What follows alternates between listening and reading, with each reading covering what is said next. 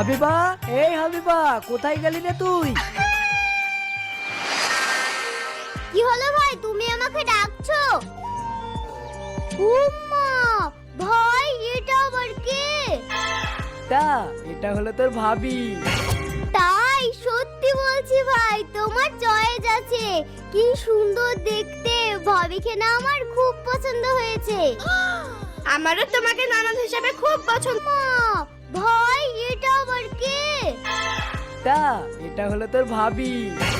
তাই? সত্যি বলছি ভাই, তোমার চয়েস আছে।